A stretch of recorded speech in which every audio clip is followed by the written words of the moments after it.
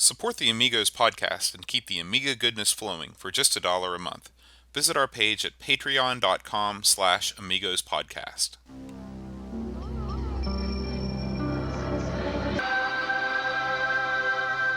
Amiga, the first personal computer that gives you a creative edge. Amigos, the podcast about everything Amiga. Amigos is a proud member of the Throwback Network, your home for quality retro podcasts. And now, here are your hosts, Aaron Dowdy and John Bodovkar Schaller. Hi everybody, welcome to Amigos. I'm John. And I'm Aaron. And today we're going to talk about world-class leaderboard golf. But before we do, we normally have feedback in this and in the beginning of the show. This week we got so much feedback, we're going to save it for the end because it's just massive. The arcade port show last week, you hit it out of the park with that pick. I've been pushing that one, Bo. People loved it, and so Great. We'll get to the feedback after that. But let's just jump right to the news because I know you've got a lot of news that's been going on in the world of Amiga. It's been an interesting week. Just to go into a few things that I picked up, and all this stuff's available in the Google Plus channel. We'll probably float some of it over to Facebook. First of all, I want to mention something that Dreamcatcher did, and we talked about this, and it's up on our webpage. His behind the scenes, what happened to the game Boo. This is a tremendous article. I mean, it's a must read. His stuff's always great.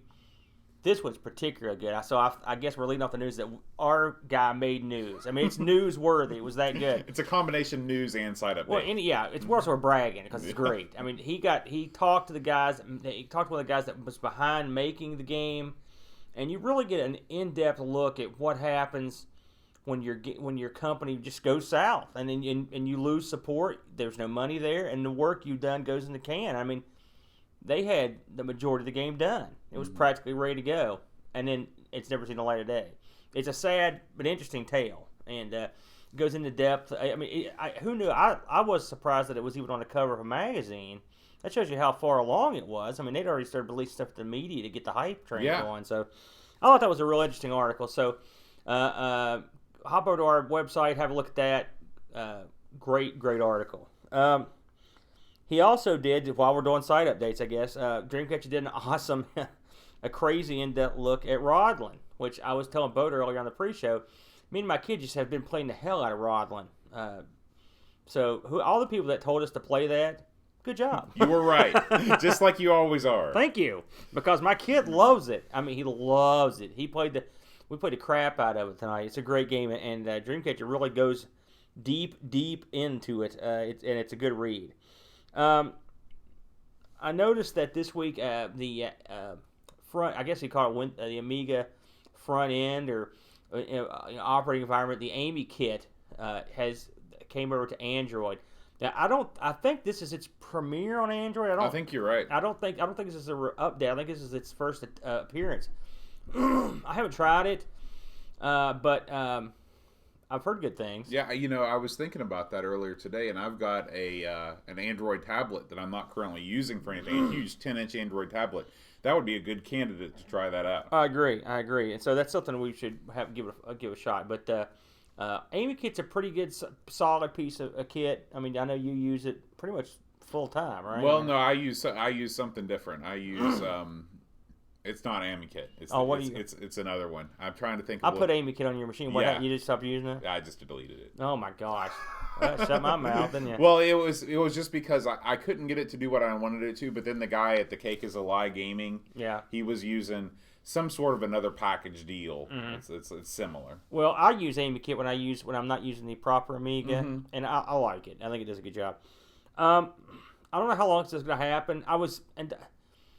It's funny how things work out. I was somewhere and I was like, boy, I wish the company was still around so I could get something to play on this PC. And so just for the heck of it, I went over to the company site, and sure enough, the thing's back up. Wow. And I was like, well, this company site's back up. Well, surely these games aren't back where you can play them. They'll download the hell out of them.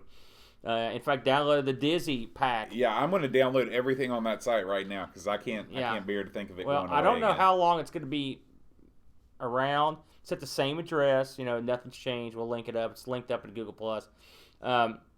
I don't know how long it's going to be around, but maybe it's get them while you can time. It could be.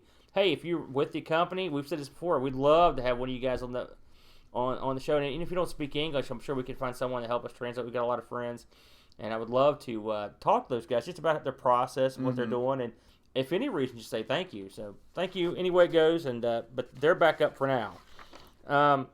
I noticed, and I'm not gonna lie, I've never heard of this magazine, but it's probably been around. I think it's been around out of circulation for a couple years, but it's coming back. Blitter Wolf magazine, and to get everyone fired up for its return, they have they're starting to put up some of their last 4 or 5 issues that you can look through. And I looked through some of the pages they had up, and it was pretty good, I'd say. So Blitter Wolf, if you're, hey. This is an English? Yeah. I think it's out of the UK. Okay. And if anybody out from Blitter Wolf listening, or you guys know anybody, hey, drop me a line. I'd like to talk to you about it. WOLF? Not like Saber Wolf. No, it's not German. Okay. But it looks good. Looks like good stuff. And I think that's pretty much about it. I've got some links that are pertaining to the game today, but pretty much. Oh, one thing I did do this week while I'm thinking about it, and just to try to relieve myself of my normal amount of ignorance on a subject, I sat down and watched some videos and read a lot about the vampire card, how it works. And again, people are like, I'm sure people every time I say vampire, probably about half the some of the listeners beat their head against it's the radio. It's a drinking game now. Yeah, I'm sorry, but I want to kind of put a cap on this. It's an interesting. Once I listened to it. In fact, I linked this video up about a week and a half ago, and it was the one of the fellas that are making the vampire card giving a speech in front of a users group somewhere, and he talked about basically how it works. And what is interesting about it is, and I didn't know this. Of course, it's a programmable chip. Basically, you can put in the program and it can emulate not anything, but a lot of things like the hardware level, effectively. And so I knew that. You think, okay, it's a programmable chip, that's kind of cool, but you don't really think about what that means, right? So I thought, okay, it emulates a faster processor. It gives you, it's got some memory on the board. Wham, bam, Bob's your uncle. Nah. This thing, when it gets going in your Amiga, it's emulating the chipset. Pretty much for speed purposes, it emulates some or all of the custom chips, and at any point it can emulate them to suit its needs. I guess it's kind of hard to explain. And the gentleman that was giving a presentation, I think it was Magica, was saying effectively, because some guy asked, if you have this in your Amiga, is it only using the I/O and the video and the disk drive? Is that pretty much all it's using? And the guy said no, but he really meant yes. No, it's no with a but. It can use all that stuff, but effectively, it doesn't even really need the Amiga for anything but that stuff. So, because we've had this I've had this philosophical discussion. When is the Amiga not an Amiga? And I mean, the neat thing about this thing is, given the programmable abilities of it, you could literally put this in a machine and say, just tell it you're a Mac, and you're on your Amiga, and and I don't mean like you're emulating a Mac or you're using a bridge board to be a Mac. You're using the Mac's chips effectively, right? Or a PC. And the guy talked about using advanced versions of this card to effectively make the Amiga as fast as any modern computer, right? And with its architecture, and he went into the further discussion of how the in time the people would write the programs and stuff up to catch up with the current. You'd have your Firefox and you'd have your blah blah blah blah blah. So it was a real interesting. If you haven't seen that video, it's up on I've got it linked up on the Google Plus.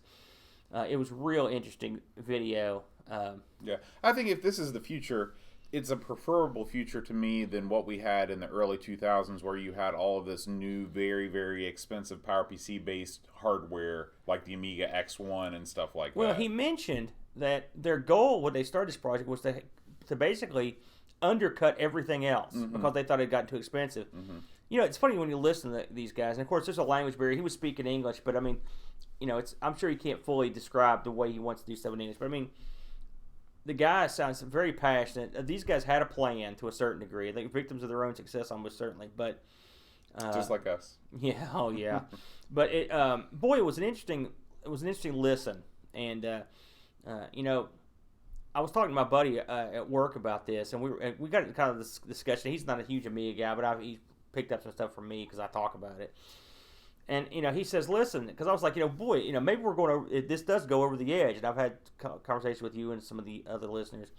But my buddy said, well, listen, what happens in a few years where you can't get the parts to fix these things, and they go out? You're going to have something. It's an inevitable future, and so anything that can sort of keep the ball rolling, even at this level, is probably, even if you look at it into that area. There's definitely a use for it. If you're 100% against it, at least it could keep you in business effectively. So it was interesting and good video. I recommend it. It's sad that I put it up, but I just had a chance to look at it this week. But it gives you some insight for sure. Yeah. What do you got? Well, the big news for the week is what went down on Tuesday. So we're recording this on Friday. So on Tuesday, October 4th, 10-4, good buddy, you like that? I interviewed none other than Philip and Andrew Oliver, the Oliver twins. The big one. Yeah. This is a big one. And thanks to Dreamcatcher again for setting things up for us. He does it all. I sent Philip an email. He sent me back his Skype info, and away we went. We are going to publish this on next week's episode. So you'll get to see it. It will be next week's episode. We won't have a normal episode. We've got to take a week off because we're planning a super mega episode that we're going to tell you about a little bit later on the show. I think you're going to enjoy this interview, Aaron. Unfortunately, I was out of town at Scarefest this past weekend, and I didn't get a B at it, which I was gutted. I wanted to be there bad, but I know the listeners asked some really good questions, and boy, I can't wait to hear it myself. We had Will Williams and Dreamcatcher and some other folks just kind of contribute to asking, some questions that were off the beaten path, not the stuff that they get asked all the time. Really doing the interview was very easy. I just kind of asked a question and let them go. It was like winding up a toy. They were very entertaining. Whenever I asked follow-up questions, they were right there. It's a video interview. So you had the video, plus I've interspersed some appropriate screenshots and videos. Now, presumably you're going to knock this down to MP3 as well for podcast. Yeah. This is also going to be issued as a normal MP3. What about the transcript boat? There's just fooling with YouTube you, has one of those automatic transcript functions. You can use that at your own peril. That thing? Yeah. But it's a great interview. It runs just over an hour long, and we cover everything from their very first Dragon 32 type-in program, awesome, all the way up to their newest endeavor, which is called Sky Saga, which they generously granted me early closed alpha access to. Unbelievable. And I gave it a little play tonight, and I think this is going to be a great game. It's a cross between, you have the kind of crafting and the cubicle kind of retro-ish, pixelish elements of Minecraft, but it's higher fidelity than Minecraft. If you mix that with a questing system out of World of Warcraft, plus all the benefits of playing with a huge multiverse of players, it looks a lot like like Kingdom Hearts, Oh my! So it's very, very colorful. It looks like it's a whole lot of fun. I know a lot of people that are going to be looking for that because that sounds like a dream game for a lot of people. I'm not going to give away too much of what we talked about on the interview, but I will say this: they're doing all of their development in house. They're not outsourcing anything. Everything's coming out of the UK, so that always makes me happy when they're not shipping stuff out to the lowest bidder. And they just seem like genuinely nice people, which is refreshing. Sometimes you don't want to meet your heroes, but in this case, it was great. I think it's awesome. I can't wait to hear it. I'm sure it'll be good. Hey, hopefully, I don't know. You kind of topped out straight out of the gate, unfortunately. I don't know who we're going to go to. Well, there's a little bird in my ear that keeps telling me that David Pleasance wants to be on the show. That's the other big one I would love to get. That would be awesome. I've got some questions. And I'm sure, this guy's a lot of that material is well trodden, but I mean, I've got There's some still some questions. gold to be I've got some mined. stuff never heard. Yeah, you know, and yeah. so I'm not sure to answer it, but So we we'll find out. As long as Dreamcatcher can keep working his mojo, then maybe we'll have some more shining stars in the computer landscape. Yeah, but still, the Oliver twins. Woof. Yeah. I'm telling you, I never. Not our show. Two suckers in a basement in West Virginia. That's got to be the first time any West Virginians have interviewed the Oliver twins. I almost guarantee that. Jiminy Christmas. That's great, Bo. Well done, man. Yeah. All right, it's game time. Let's talk world-class leaderboard golf. Shall we? Let's do it. World-class leaderboard golf. This is the first golf game we've ever covered on Amigos. It is. Of course, you had was a Nick Faldo. We did an Amigos plays of Nick. Or no, it wasn't Nick Faldo. Oh yeah, I guess we've done two other ones because I did Sensible Golf too. Sensible Golf. And that didn't look that good. To me. It's for a name with a game with the name of Sensible on the front. You really expected more. Yeah. So world-class leaderboard golf. And I have a history with this, dating way back. Me too. It's funny you should pick it. I thought you picked it because I had a history with it, but I guess I didn't know you had one. Yeah, I do. Released in '88, and it was published by Access Software. It's funny. Oh, in the United States and in the rest of the world, U.S. Gold, of course. Access. I know a lot. I remember a lot of their games. It's funny. They did a game called Crime Wave, if you'll recall. They did the Tex Murphy games. I've never heard of either of those. Really? They did Heavy Metal. Based on the magazine? I don't remember that one. I don't remember playing it. Okay. They of course did Leaderboard Golf. Mm-hmm. They did Executive Leaderboard Golf, For the rich? and then they did World Class Leaderboard Golf, and then they also did Lynx, the Lynx series, which was very popular. All these were really popular, to be honest with you. It's funny. I looked at the don't ask me why. I took a while here. The budget publisher, just because their name caught my eye, was Kix. Like the cereal. KIXX. Oh, not like the cereal. And it was a low-end U.S. Gold budget re-release label, and they specialized in stuff between 3 and 10 pounds per game. So kind of neat. And the information I found, I think I wikied it, was the fact that they were ex-Mastertronic employees. Makes sense, right? And the funny thing about it is, they stuck around for a little while, and they would basically go through back catalogs and buy and find stuff to pull out. What a job! Your job is to go through this back catalog and pick out fun games. They were like Gremlin back catalogs, stuff like that. They did stuff on Spectrum, Amstrad, MSX as well. And then another wacky budget group called Classix with a big X. The IX. X's were huge. KLASSIX. World Class Leaderboard Golf was one of the first games they released on their budget title, along with Outrun and something called Foundations Waste, which I'm not heard of that one neither. on the Amiga. So this game, it's you can have up to 4 players. It's hot seat, one at a time. It's funny, the people that worked on it are not Amiga stalwarts, but were people that I knew about from the PC mostly. Was this originally released on the PC? I think it was an original PC game that was ported. It was definitely not an Amiga game. I'm pretty sure that the original release. I knew it was either PC or C64. I take that back. It was a C64. Okay. You're right. It also had a courses disc that was released. So I like add-on disc. I love that stuff. So the funny thing is the guy that directs this thing is a guy named Doug Vandergrift, and all he did on the Amiga was this. And the funny thing about him is he's the one that does all the wacky commentary. He hit the tree, Jim. He's the guy. That's the guy. Yeah, he does the commentary, which I always thought that was kind of neat. The game was the baby of Bruce Carver of the Carver brothers. I don't know what you know about them, but they basically Access was pretty much their baby. They did a ton of games. It's a lot of brother duos. And yeah, I know. That's why it's funny that you were talking about the Oliver twins. I'll get to Carver later. The artist, the coder in this is credited to Starbuck, and his name's plastered all over the Yeah, title screen. and and his only Amiga contributions, or I don't know if that's, I guess that's the developer. I don't think that's a guy. I was thinking it was like, Starbuck. Yeah, Starbuck from Battlestar Galactica. This would have been the guy one.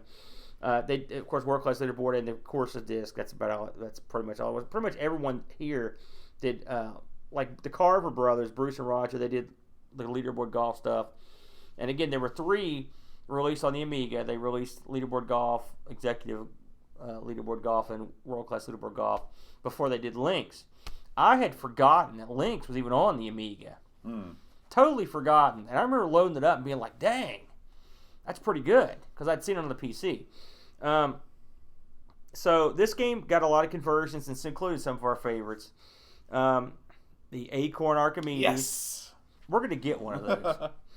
Of course, the Amstrad, Apple II, Atari ST, the Commodore, of course, which, again, it was developed on there.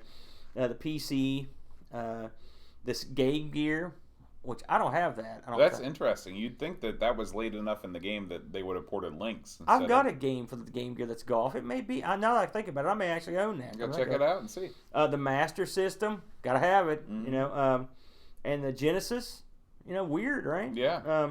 The Sinclair ZX Spectrum, of course. Oh, I'd love to play the Spectrum version of this. And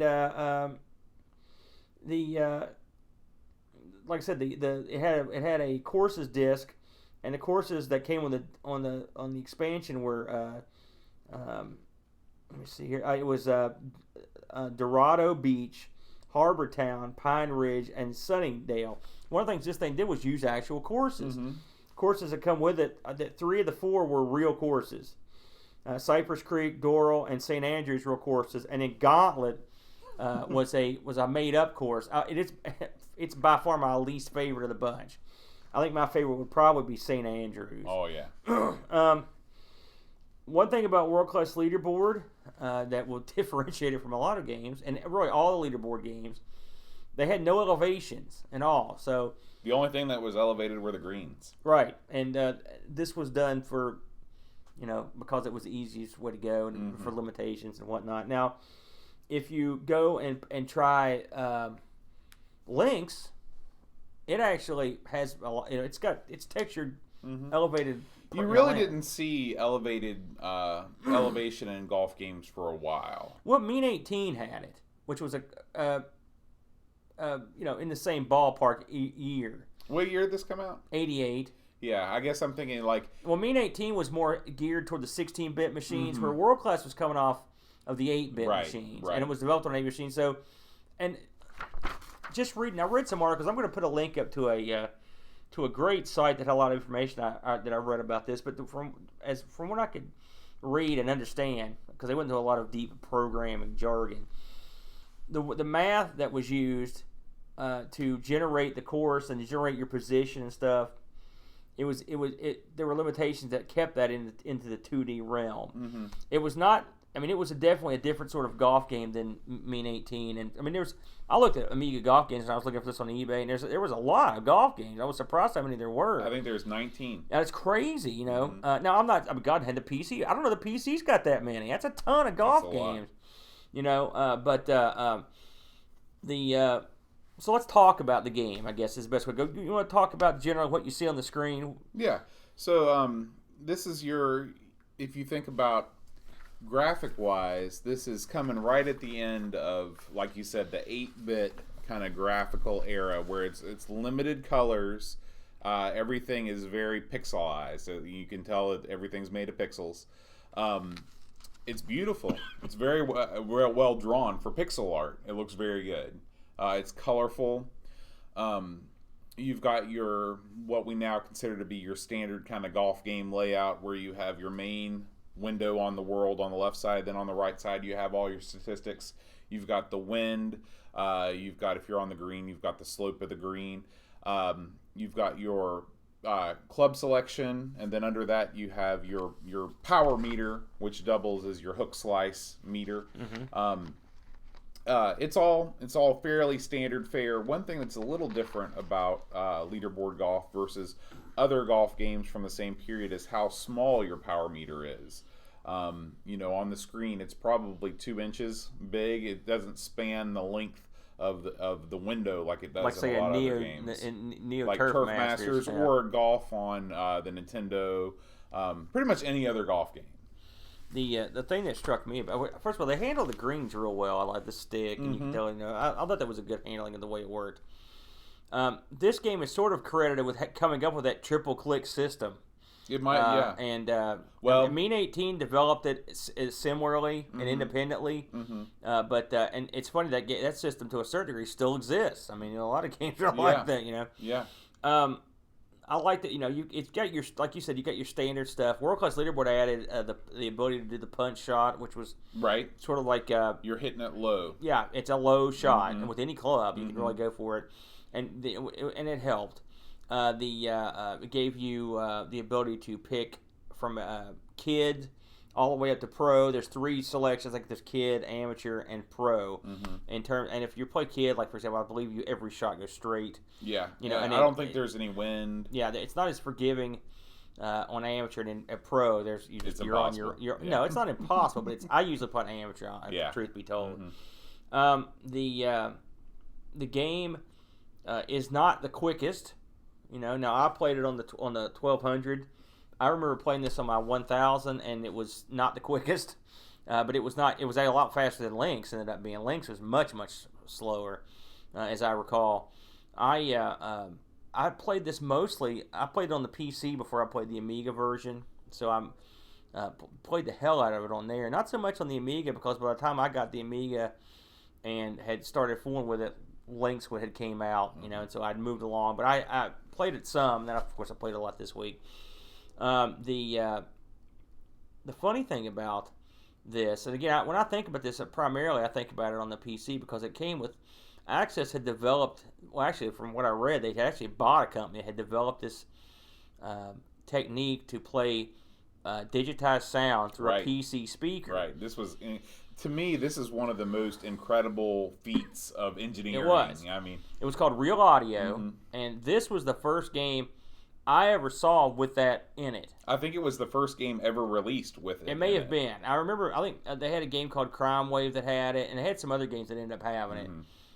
But this is the one, and of course, most people remember that some of the phrases, he hit the tree, Jim. It's like, or he's in the water, or he's getting wet. The guy would mock you, or when you miss a shot, it's like, oh. And it's funny because on the PC, of course, you're talking about an era where no one had sound cards, myself included. They didn't exist, to be completely honest with you. They weren't any out hardly. And eventually something called AdLib came out, which was the standard for a while, but it was crap, and everybody knew it. And so eventually Sound Blaster came out, and they pretty much became the standard. But to have your PC speaker not go beep or boop, I honestly didn't think it had the capability to not go beep or boop. So this was a pretty big deal. That said, when you roll across to the Amiga, sound was not a priority. They made no effort. No. It was. I'm guessing this was just a straight up kick the can down the road, sort of get it done. And I'm guessing that the other versions probably were similarly done. And I think once they got off the C64, which this was from all I've read, of course, this isn't the C64 Amigos. But I looked into it a little bit since that's because that's the lineage. Well, Bruce Carver came up on the 64. In fact, he was sort of a wizard of it, and he basically just looked into his backstory a little bit, and basically he worked for a company, and they said, listen, we need to learn how to use computers.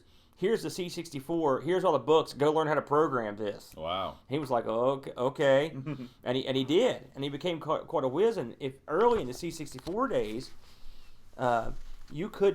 they didn't have very good documentation.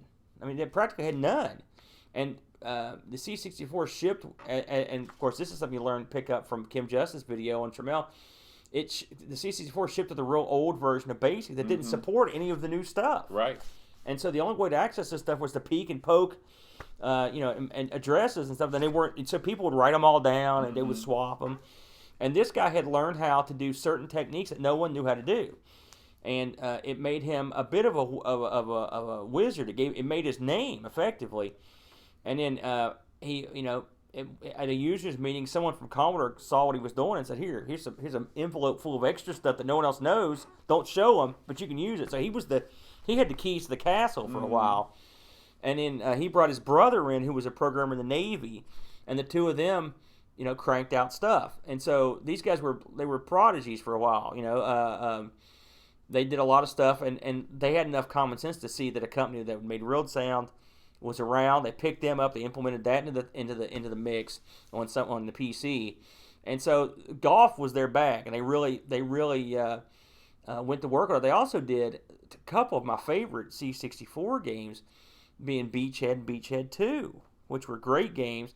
They both had digitized sound in them, if you'll recall. Have you ever played either one of those? I'm assuming these are beach volleyball games? No, these are war games. Beachhead? Beachhead, like a beachhead. Oh, okay. Like you're getting on the beach to get your troops on. Okay. I was more of a Beachhead 2 guy, but I guess maybe I was tardy to the party, But Beachhead 2, Beachhead 1, basically, you control a bunch of soldiers, and they're trying to infiltrate this the beach and get off the beach and get into this fort. And you're trying to overthrow this guy called the Dictator, right? And in the second game, it's two players, and one guy gets to be the Dictator, which was awesome. And it had all the digitized sound, and I remember one thing that you'd hear on that one, you'd get shot, and the guy would go, medic! I was like, man, that's awesome. Anything's talking, right. It's so easy to impress people that are old when they were young like that. I was like, wow, it's talking. But anyway, so these guys came off the C64 like a house of fire. But something I didn't know when I read is that a lot of their games were getting a bad rep for being real violent. And in Europe, and I'm sure a lot of our listeners can attest, the game would get banned. And Beachhead 2, I believe, was banned. I think Beachhead 1 was banned. Both of them were banned, like Germany or somewhere. And so they thought, well, we need to turn ourselves into another area. And so what they decided to do was make sports games, and they were going to be the leaderboard series. It was going to be leaderboard. I think their games were going to do were golf, like football or baseball, and I think bowling, and another sort of one. like a TV sports. Right, exactly. And they made golf first, and golf was so good and so popular. They were like, well, screw everything else. Yeah. Now I believe they ended up doing 10th frame bowling as well, which is a pretty renowned game, as I recall, in the C64. Again, my C64 knowledge is not what it could be, because I don't have a C64 really. I guess we got a couple, but we don't use them. So the golf ended up being their baby, and they pretty much rode the golf train for a long time. And like I said, between all the leaderboard series and all the way up to the links, and there were a million different revisions of the link series. But that much said, World Class Leaderboard is considered the best of the leaderboard golf series. I agree, having played all three. It looks good for the time. The Amiga version, I played it on the 1200. I set it right beside I found someone that had a YouTube of the PC version, just like I remembered it, and I put them side by side. Graphically, the PC version is better, which that's showing you that's a shoddy well, board. it's the PC version has multicolored trees.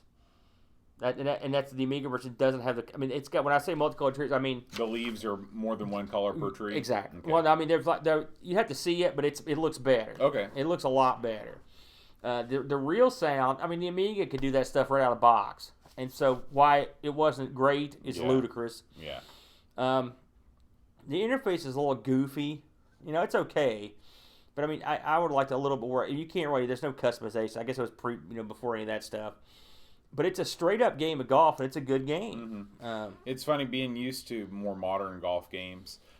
You forget that the game does not automatically select which club it thinks you should use in between shots. Yeah, I learned that. I was reminded of that pretty quick. If you're not careful, you'll hit that driver when you're right next to the green. And Yeah, yeah, and I did it a few times. And the funny thing about this game, of course, this is standard stuff, but man, I bounced that ball off that pin so many times. It seems to happen a lot more often in the game than it does in real life. Yeah, and I will say, a lot of games you get on the green, and I never feel like I'm getting a fair shake. This one, I always felt like I was getting a fair shake.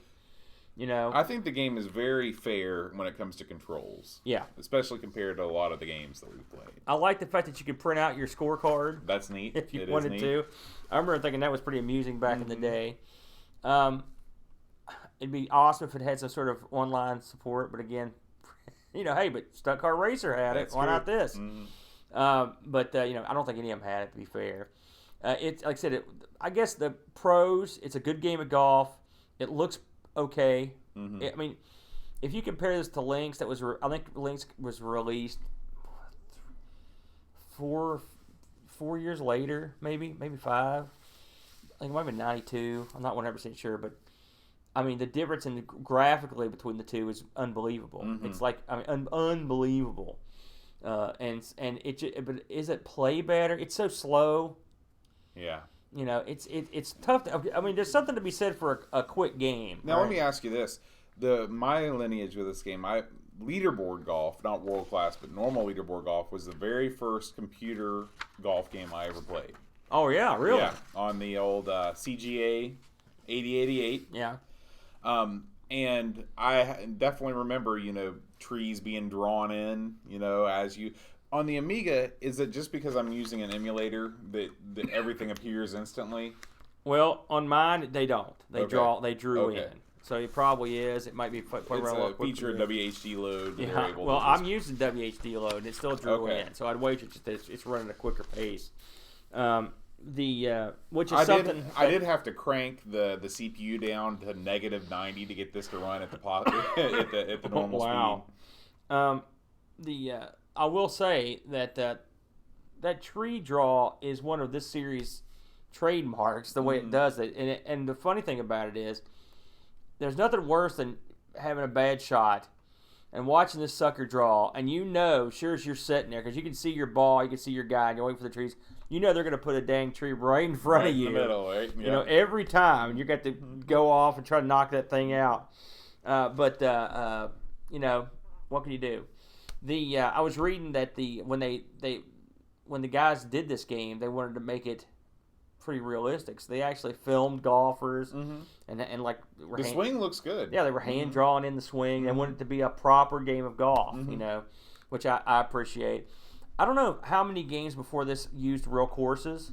I thought that was cool. I like It's, by the way, you're talking about the first golf game you ever played. You're gonna laugh, and thank God I had read about this. In fact, I read about it a couple months ago. I stumbled across it, but I used to play this golf game that was text based. Really? It was like a basic game, I believe, and it was way back. I don't know where it came from, and it was pretty fun. Which club you're gonna use. I don't know how they determine where the ball went or whatever, but it was. You should try and find the name. We could do an Amigos plays of that. No, I don't think there was an Amiga release with text based. Doesn't matter. We'll do it. We'll do that. And we'll do Dallas. Oh yeah. You're dying to do that. That's on the Amigos Play Coco. But overall, again, simple golf. It's not. It's simple. It is. But I mean, we love Neo Turf Masters. We're both big fans, and Neo Turf Masters is the same game. I mean, effectively, wouldn't you say? Yeah. Yeah. In fact, in fact, it's probably even less techy in terms of, like, it doesn't have the punch. It doesn't. It's they don't use real courses. I mean, it looks better. Obviously, it's more modern. But, I mean, we both like that simple thing. Yeah. Same with baseball. We're the same way. So, I like a good game where you sit down and you just... It's funny. I don't play golf in real life, but it is relaxing to sit down and play around. And I have to say, I played multiple rounds this week. It's a great game. It is. Really it's a fun game. We're going to do links at some point because it's been so long since I played it that I'd like to see how they compare. But... and I wish it was as good looking as the PC version. Inexcusable. But what can you do? Yeah. So overall, I give it a thumbs up. It's the best golf game ever played. No, but it was certainly the best game I played back then. Yeah, me too. I feel exactly the same way. Oh, eBay. This is something I found interesting. Not only were there no listings for world-class leaderboard golf on eBay, but I couldn't find any evidence that there had ever been one there. Really? Nope, none, nothing. I mean, no discs, no compilations, no box games, no just the box. I couldn't find nothing, which I thought was very strange. Yeah. So if you're looking for world-class leaderboard golf for the Amiga, and good luck finding the course disc. The discs, you can forget about that. And I've tried to find out how those were sold and whatnot. I don't know if they were sold through the back of the book, or I don't know how those worked, but the course disc came out the same year, and so I would guess they probably advertised them and maybe you just ordered them. Yeah, but they were probably virtually impossible to find these days. But unfortunately, Bruce passed away in I believe it was 2006, and too young, but he was named one of the PC gods of gaming at the time. before his dad. So this guy was no lightweight. He went on to do a ton of games. Like I said, of course, he did the Lynx stuff. I'm surprised you haven't heard any of the Tex Murphy games. They were pretty popular on the PC. That was his baby. Echelon. That may have been the first real audio game. It was right around the same time, 87, so it probably would have been. It was like a space game. I don't know if you ever heard of that one. Raid Over Moscow. That was another one. That's another one that got him in trouble for violence. He did 10th Frame. Like I said, the Lynx games were the main ones. I mean, it's funny, look at this list. It's Lynx 386, Lynx 386 CD, Lynx 386 Pro, Lynx LS Classic. They just went on and on and on. You find that golden goose, or you find that goose that lays the golden eggs, and you just keep feeding it. Yeah, you're right. And so it looks like the last thing that got put out that he was involved in was the Tex Murphy game from 2009, which I remember, actually. And then Lynx LS Classic 2001. So they were releasing stuff up in 2001. And then eventually Access got soaked into another, they changed their name to like Indie Games or something like that, and they ended up going away in like 2006. So no more Access, no more Lynx presumably. But I don't know, it's a pretty popular series. I guess it could pop back up. I don't know who owns the rights. Yeah. Did you look at any reviews this week from magazines? Oh, I did actually. I'm glad you reminded me. There weren't that many. Mm-hmm. This game really, it wasn't kind of flew under the radar. It wasn't even that early in the Amiga. You'd think there'd be some action, but maybe just no one gave a crap about golf.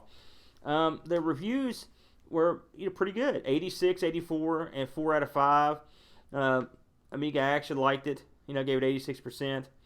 It was a pretty popular game, and still is with me. So, well, it's weird because we're done with the game now, but we're going to the feedback. It is weird. That's a lot of feedback. Yeah. So, I guess we'll just kick it off with Adam Battersby. He wrote in and said, are you guys going to Amy West? Yes, I did see this. That amused me. And so a lot of times I think people misjudge the size of these United States. Absolutely. So we live in West Virginia, which is sort of on. We're on the East Coast. We're pretty much on the East Coast. We're on East Coast time. East Coast-ish. Yeah.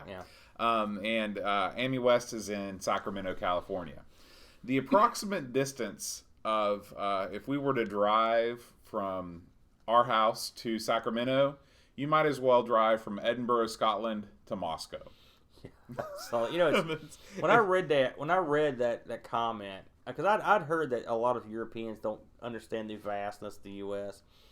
So I was like, I wonder how big the U.K. is in comparison to a state, for example. And I read that there are 5 states bigger than the UK, right? Just states. And there's a bunch of states that are real close. Mm-hmm. West Virginia is like a 1/4 the size of the UK, and we're not a huge state, right? So that puts it in perspective. It's a big, like, wide country. Mm-hmm. It takes forever to get anywhere. I listen to these guys talk about going to different shows and stuff, and they're like, I don't want to drive. I guess people look at, now I could be wrong on this, but I guess people judge the distance as how long a long drive is in different ways. Like, and also we don't have, like, you guys have the awesome train system. Right, it's all relative to that too. Think about that. We don't have the awesome train system. We just have to drive everywhere. Yeah. And plus, gas is so much more expensive in England. It's like five pounds a liter. Oh, jeez. And so, O'Brien's wrote in, and we should probably add that. Yes, we would love to go to Amy West. Yeah, I like to go to Amy anything, but unfortunately, it's nowhere near us. Right, and there's a chance we might be able to swing going to Vintage Computer Festival Southeast this year. Maybe. Where's that at? That's in Georgia. Georgia, that's still a hell of a drive. Yeah, but there's a better chance of us going there than Sacramento. I've heard that thing's great too. Yeah. O'Brien's wrote in and said, "Hey guys, he worked as a paper boy when he was a kid. So we did Paperboy last week. We discussed whether Paperboy still existed. And he worked his way up to game owner, game shop owner. And Sean Courtney wrote in, and he said that they just covered Do Run Run on the Pie Factory podcast. So we're gonna have to check that out. And he said that off the top of his head, he believes that the Amiga and maybe the ST got ports. From what I read, I looked this up after the show. The MSX got a port. and the Amiga, and as far as I could tell, that was it. Oh. Yeah. So if the Atari ST got one, it must not have been listed in the list I saw. Yeah. We got some feedback related to Will Williams' article on the Vista Pro, and this comes from Reddit. This guy named Lord Dimwit wrote in, and Only Reddit. He said that he said there was a cool feature where Vista would play music based on the numbers it was crunching for the landscapes. Do you remember that? I don't remember that. Yeah. And he said, one time I put all the settings to max, including tree generation, waited for hours. You could watch the scene get painted on the screen. I watched the beautiful landscape paint itself, and then at the last minute, a tree popped up right in front of the camera. His entire picture was the trunk of the tree obscuring the beautiful landscape around it. That could happen. You know, that was an awesome program. The Amiga had a bunch of stuff that I tried for the first time there, and really, I don't know. Like, I remember that program I played with quite a bit. Then they had a program that was like a Morphic program. I think it was just called Morph or Amy Morph, something like that. And Morphic was the rage in those days. And you'd see it on TV all the time where, you know, a picture would fade into another picture. Mm-hmm. And, boy, was that a lot of fun to play with, you know. And I was thinking to myself, man, I'm doing this at my house, and I'm watching it on TV, and you could do it. It could turn out some pretty decent product, you know. Mm-hmm. And I'm a schlub. I don't know anything about art.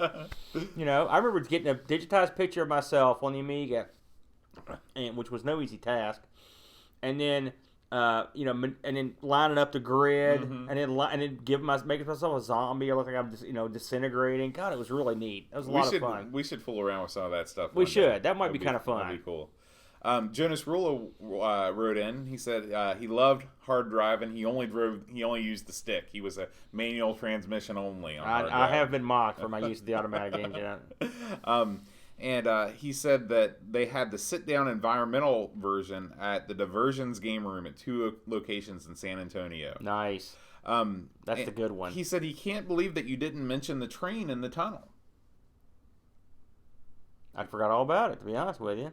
And he said that that's how he used to end most of his games, just running right into the train. I believe that hard driving also had like a mystery zone you could drive to. I know the arcade version got it. I should try that on the Amiga, but it was like a mystery like area. Yeah, well, he said that you know, you can drive off the edge of the train tunnel exit and spin the car in midair, and that's how you can win. By the time it crashes, you've already won another round. Very clever. I never tried that. And so he also wonders, how much did you pay for hard driving when you bought it? $150. It's a stand up. What is it? It's a half. What would you call what that is? You've seen it. Like the Stun Runner type. It's a sit down stand up. Yeah. So it's like half an environmental. Yeah. Hey, it's for sale right now. If you may want. Well, actually, it's supposed to be sold, but we're waiting for the pickup. So we sold it for less. I think we paid $100 or $150. It was in a barn. Like I said, it was in a barn, and. But when we got there, it looked so sad. And my brother and me, we had to go through hell and perdition to get there. These good old boys. I mean, we were out in the middle of sticks. It was the middle of the night. Oh my gosh! And you're out there. Seems like all these pickups, they all go down in the same sort of environment. We have a cocktail crane machine that we picked up in this guy's house, and I mean, it was way out in the hills of Virginia. And this guy built his own coffins on the side. He took me into his barn. He goes, "Let me show you something." And I didn't know what he did. And I look over and there's just coffins everywhere. I'm like, well, I'm a dead man. Oh my gosh. And I remember looking at, he went inside to get something. I was sitting on his front porch. And I was just looking down, and through the cracks of his porch, I could see a Pac-Man marquee laying there. So I guess Pac-Man didn't make it out alive. This guy killed him. That's great. Creepy. Sometime maybe on the pre-show we should do craziest arcade pickup stories. Man, I got those for days. Chris Folds wrote in, and he said that he commented the recording from last week was a little bit quieter. We're trying a new setup this week. Hopefully the recording will be a little bit louder. We're going to scream. Yeah. But he said that in England they had the big hard drive, and also at the local arcade, and it was 50p a go. So that was hard driving was one of the ones that was it a 50 cent machine? It was a big one. Yeah, it was a big expensive one. But of course at the time, like I said, I mentioned this during the interview or the review, but people sort of mock hard driving now. I've seen people make fun of it on videos and stuff for the Genesis stuff. You got to put it in perspective of when it was released. I mean, this thing was a revolution in game. Yeah, and it was. I mean, like I said, it was used. People used it in driving school, and so they had special versions. This was a real big deal. I mean, it was a stick. It gave you a little realistic feedback on the stick. It was a big deal. So you can mock it now. Oh, look at that. But see, you can go back and mock Doom and stuff too. But Right. look at the revolutionary games they were. So yeah, people need to know You their know, history. I was thinking about it. 50p, that was because like normal arcade games were 10p. Right. The 10 pence arcade podcast. you Yeah, know? yeah. So that's 5 times the cost of Space Invaders. The or first something games like I that. remember. Do you remember the first games you saw that were more than a quarter? Well, I'm a lot younger than you, so most Well, games were more than a quarter when I was going to Yeah, arcades. you had to point that out, didn't you? When I was in the arcade, the games I remember that the first 50-cent games I saw or more was Dragon's Lair. Right. But hard driving was amongst the first, Mm. and of course, but again, it was something special. Right. Now later on, you'd get like your G-Lock and your after the things where the whole thing moved, And But I mean, like when I was going to arcades, that was when Street Fighter was big, and the games were all 50 cents, at least. yeah, then, what a by that rip off! time. I hated that. Yeah, Yeah. good game though. And Chris also said that have you ever played an arcade game called Quack? Kwak? Quack? There's an Amiga game called Quack. I played that. Well, maybe that's what he's talking about. Have you played that before? I have. He said that if you like Do Run Run, then that's one that you should It's sort try. of it's a sort of a pretty famous game, I believe. Okay. We'll have to look into that one. Okay, sounds If it's good. the one I'm thinking of, I think it was done by. Oh boy, it was done by an outfit that we just did a review of a couple weeks ago. I'm trying to think of who it was. Was it Team 17 or no? It was Psygnosis? no. It may have been Team 17. Domark? No. Just go on. Okay. I'll look it up, everybody. Let's see. Up next, we've got some feedback from Laurent. And we did get a lot of feedback. Yeah, You weren't kidding. Laurent Giroux. He posted a comment on the YouTube video, same thing, but he's got more to talk about hard driving, and he's basically just talking about how the force feedback was just so strong there was no way to counteract it Well, when you like I said, having opened the thing up, it's got sprockets around it. It's got a sprocket around with a big chain wrapped around it. I mean, it can hurt you. It could easily hurt you. I mean, there's no doubt in my mind this thing could rip your arm off. God forbid. scary. I pity the sucker that gets his hand caught in that Oh wheel my in some gosh. awkward. Because I mean, you're done. Yeah. This thing is a big mechanical death machine. You look, it's of all the games I've looked at, it's the most intimidating thing I've ever seen. I was just like, holy smokes, man! Look at the setup in this thing. Jeez. And the force feedback was awesome, man. Really awesome. He said that it's his opinion that the Amiga was actually perfectly capable of an arcade perfect port, at least frame rate wise. And he points to the Sega Genesis version, which does have a much better frame rate. And he goes into a long explanation, which I can't comprehend fully because I'm not smart. But on the blog, if you check out his comment, he talks about all the different ways that the Amiga could have gotten it done. I think he's right, to be completely honest with you. I mean, and I'll cite examples in contemporary games that pulled it off. We'll go back to Stunt Car Racer, which is a similar game. Similarly, it's got the wireframe sort of thing going on, and it runs at a real good clip. Hard driving wasn't the speediest game in the arcade, but it was realistic. I thought the Amiga port, at least on the 1200 when I played it, I thought it ran at a pretty decent pace, with the arcade. I played the Genesis version too, and I think the Amiga version is better personally. But he's probably right. I mean, I can't remember when it got released for the Amiga, but it was an older game. I mean, maybe if they'd had more, for an AGA version, they probably could have done a better job. Yeah. And I remember liking race driving more, so maybe sometime we're down the line we'll have a look at that. Dreamcatcher wrote in with a little bit of clarification about our magazine discussion. Okay. So he said that the magazine called The One, Yeah. in the beginning it was multi-platform, so ST, PC, and Amiga, but then it was split 3 ways in 1991 because the 16-bit era was just such a massive thing. Right. And so you ended up with the one for Amiga, the one for PC, etc. And then in 1992, Ace magazine closed down and merged with the one for Amiga. Okay. So the one for Amiga different than the one? Yeah.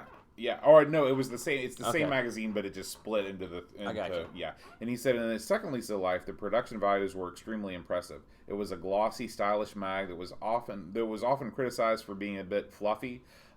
It was very much entertaining to read. Let's see, and he loves the compilation show format. He was just one of the multiple people that I'm congratulated you on your. Well, yeah. It's not like I'm the first person ever to come You up were with the that. first person. Yeah, I'm on no other show. There were no ever done other it. compilation videos. You know, on YouTube. I will say we've got a lot of. You know what I like to hear, just for fun. I'm not saying, hey, let's have a big thing.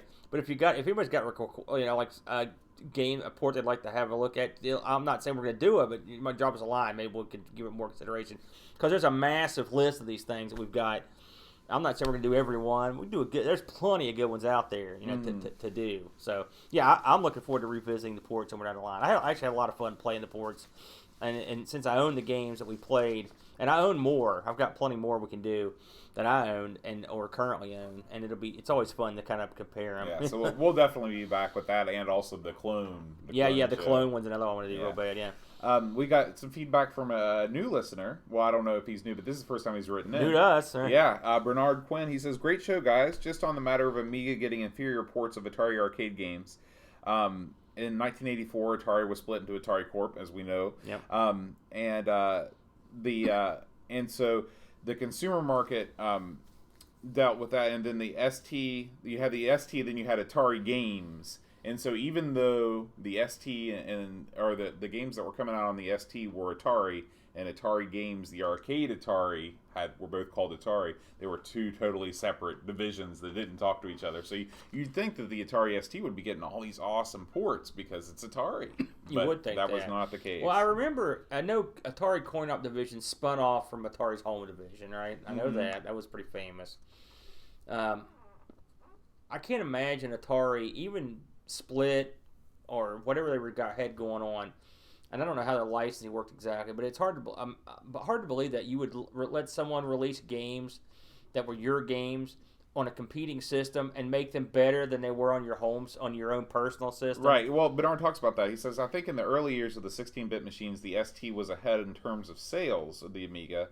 So it may be that the games were simply ported straight to the ST and then converted to the Well, Amiga I think they were absolutely. I think everyone we looked at was converted. Yeah. All the Atari ones I think they were absolutely converted over. I mean, they all started life on the ST. Right. And he said he had his ST as his first computer, and the first game that he played was Buggy Boy, which One of your Flock and I favorites, looked yeah. at. Yeah. And so he's not sure how the Amiga port of Buggy Boy was, but he can check it out because I think we cover it in one of our Amigos plays. I know you're an Atari guy. And we may have talked about this in the past, but have you ever physically touched or used an ST? Never even been in the physical presence of one. I've not I can either. Remember. I remember a guy in our old Amiga users group in Huntington, where it was an informal group, pirating group, basically a scumbag pirate group. But I heard about this guy who had the Atari ST. He was talked about in low, hushed tones. This guy's got an Atari, And I kept hearing about it, but I never actually saw the guy or saw the Atari. And I always wanted to because I liked Atari, back then. I always hated the ST because in my mind as a kid, this was the system that was replacing the system that I had and was getting all the coverage and all the games and everything. I understand. It was not as successful, I don't think. No. As of course, the venerable Atari computer line from the 70s. Yeah, I mean, 79 to 92, it's a long run. I would love to talk to someone that had or has a Falcon. Or one of the last bunch of computers. Because you look at the ST, I mean, again, I don't want to anger any ST owners that are listening. But just look at even the operating system. It just looks so lame compared to the Amiga. It's like it doesn't look even close to me. Now, I know a lot of musicians love the ST, and for the built-in MIDI. But I mean, there can't be too many people buying it for that. Right. Not over here. Anyway. I know over here, hardly anyone had one of these. Yeah, way more Amigas were sold than STs. If you were, I don't know about that. In America? I don't know about that. Who do you know that's ever had one? Well, I knew people had Amigas. I think that there was definitely a big, like, if you were involved in music in any way, you had an ST because of the MIDI ports. The Amiga just didn't have that. Well, it did eventually. Right, but I mean, not out of the box. Right. And so I think there was that niche there. Now, of course, as a games machine, if you surround yourself with gaming people, sure, the Amiga was a system. Well, my buddies were musicians, and actually the guys that first showed me the Amiga back in the day, and they used the Amiga for their music stuff. But they may have had an ST, but I don't remember. I don't remember seeing it. It'd be interesting to. Yeah. I'd like to know the sales figures in the States. Speaking of that, someone and. I apologize for whoever it was, but someone put up a question about asking us about using Octamed or Right. one of the music breaks. Is that one Which on is your list? something? No, I didn't put that in here because I forgot. I have had a cup of coffee with the Octamed or one of the earlier renditions. Are you familiar with these at all? No. These are the programs you would use to make the mod music files. So how does it actually work though? Do I look like, I don't know. I'm not from Information Society. You've had a cup of coffee with it? Well, I know what I did with it. Okay. I took a song. Well, what you could do with it was like, I guess, a sequencer. Does that make sense? It's sort of like, I guess, where you could put the clips in a row. Okay. Right? Basically, from my understanding, and it is limited, so when I botch this, someone can call in or write in and kill me. But the Octamed, for example, will allow 8-channel music, okay? Which the Amiga, normally you wouldn't be able to do that. And I don't know how they did it, but I know what you could do is you could put song samples in, and you could make your music with them. You could sample notes, or you could take bigger samples. And I remember taking, oh God, it was I hate to say this because it's such a stupid song. I remember this song from Ministry. If you ever heard of Ministry, it was called Stigmata. You ever heard of that song? Okay, I don't know. I picked it because it was real repetitive, and so I would lay down a verse, and I would digitize it with my sound digitizer, and I would lay that in. And then you could make it go do callbacks to parts of the song that were repetitive, and it would just play them again. You know what I'm saying? And then you could add in, like, there's the lyric part of a verse. You could just lay that in, and it would go to that part. So yeah, it's like a sequencer. Now, it did way more than that, but that's what I could use it for. It's a lot like these movie editing programs. I have a limited knowledge. Okay. But I mean, it was a big deal. And if you listen to any mod files, and I'm guessing that's what he was talking about, because there were other stuff. Don't get me wrong. There were some straight up music programs that you could hook the keyboard up to. Or I remember one I had. You could just take your sheet music and just pop it in there, and you go to work. It would do it. But that was my knowledge of that. But yeah, so yeah, I'm no professional on the Octamed or medleys or whatever, but I do love the mod files, and I've got a big old collection of mod music. One of these days I'm going to give it to you, and I love it. It's great stuff. Now, it differs from the Commodore 64 music, and all. That's your 8-bit. Sounds the like chips, chiptune. the chips doing it all. Whereas on the Amiga, that's one of the problems when you get in the 16-bit era. It starts sounding a little bit. It's the uncanny valley of music. It sounds like real music, right, because it's sampled from real stuff. Right. And whereas I'm not saying the 8-bit stuff's not real, but it just as a it doesn't have its own sound. Yeah, exactly. So that's the major difference. That's why you're always going to go back to that 8-bit stuff, because it's just got that unique sound. Now the Amiga could do it, but it nobody wanted to do that because at that time it wasn't. It was archaic right, at the time. Yeah. Right. So I don't know if I answered anything, but there you go. So our last bit of feedback came from your illustrious brother. Oh, jeez. And he can type. And he submits that 1993 was the best year for arcade. Oh, I forgot about games this and argument. I got to get back into that. 93. 93. That will be a tough So challenge. I'm gonna read the list for you. It's got to be the year Mortal Kombat 2 came out. Mortal Kombat 2. That's his game. Samurai Showdown. That's a great game. Virtua Fighter. That's a good game. Daytona USA. Yeah, not bad. NBA Jam. That's pretty fun. Okay, then pinball. Pinball. This is hard to beat. The Addams Family, Whitewater, Star Trek: Next Generation, Indiana Jones: The Pinball Adventure. That's all good. He's got a valid point. No, I went back because I was curious what pinball machines were released in 1984. They were all pretty much not great, except for Space Shuttle. Space Shuttle was released. What else did it have? Did you write it down? A bunch of games I didn't recognize. I guess the Atarians wasn't in there. No. You ever played that? No. Yeah. I have played my share of Atari pinball machines, and they were all terrible. Yeah. Did you ever play Hercules? No, I haven't been up to that place in ball Ohio. It's got a pool ball. You know what? I take it back. I did play a Hercules, and I played it down in Myrtle Beach. They have one. Yeah. Slow. Yeah. All those Atari pinball machines. Atari's pinball division was they not look that good. great because you feel like I can keep the ball alive forever. The play field's so wide, but it's just boring as all get out. Atari did and to be fair, when it comes to pinball games, 93 was that. That was when that's D&D games were really getting their stride. Brent sort of, as usual with Brent, he's playing an angle here. yeah, Adam's Family was the first DMD game that was a big, and that was the kicked off the whole genre, and so everyone was making the hell out of them. I mean, I don't know.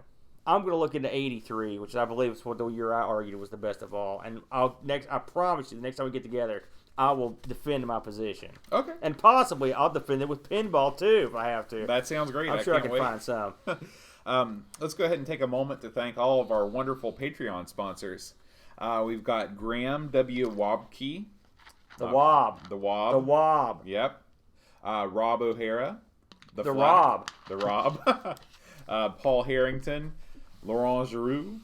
Jonas Rullo. Kilborn Barman. I love it. Tapes from the Crypt.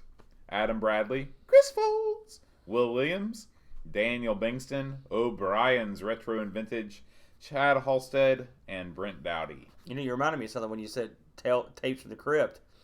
The guy that did the voice of the Crypt Keeper was at Scarefest. Really? Was Yeah. the actual Crypt Keeper model with him? He was not. Ah, And that's this a guy shame. looked nothing like him. It's good for him. Yeah, no kidding. And if you'd like to support us on Patreon, you can head on over to patreon.com/Amigos podcast. Next week, we are going to have the Oliver Twins interview. So Awesome. that gives us a week off, but we're going to need a week to prepare for the glorious, the much anticipated, the highly recommended to us, Is it? the Amiga first-person shooter spectacular. Are you just making that part up? Or No. do people actually recommend that we do this? At least 2 people have So asked us for this. 2? Well, wow. Which is 2 more than the people that asked us for the arcade ports. Well, that's a episodes. valid point. And that was a huge So hit. do we know what games we're going to do for that, or how many? I'm just thinking about Alien Breed 3D, Gloom. Gloom. There's Indie no, not Indie Retro News. Sorry. What's his? Which did you saw they had a big computer crash this week. So Oh, did they? good luck out there at Indie Retro News getting your. I think I saw a message that they pulled it together. But This guy, great site. I can't, and it's terrible because we're linking to him on our blog, but he did he's got a blog that and I want to say it's something about it's ninja related, like the name of it. Oh, it's gonna kill me that I can't think of what it's called. Anyway, it's a great blog. You should check it out. You mean that blog? Yeah, The very same. he did a big article about first person shooters for the Amiga, so we can use that as kind of a basis to pick the games that we're gonna do. Okay. And Sounds good. And we'll do it the same way we did the arcade ports episode. So we'll talk about it and then we'll just play through them all. I have to say, I haven't played too many of the first person. I've not games. played a one. So And so, I mean, I've looked at a couple. So this should be. unless you count the Elvira game, that was kind of a first person shooter. Yeah. Oh yeah. I don't think we count that. By the way, we got after we do the first person shooter, so that'll be the next week. We'll do something Halloween based. Yeah. And I've got a couple ideas too. Okay. So we'll knock that around later. Sounds good. All right. Well, that's all for this week. Enjoy the Oliver Twins next week. Yeah. And we'll see you in 2. Until then, Adios. adios.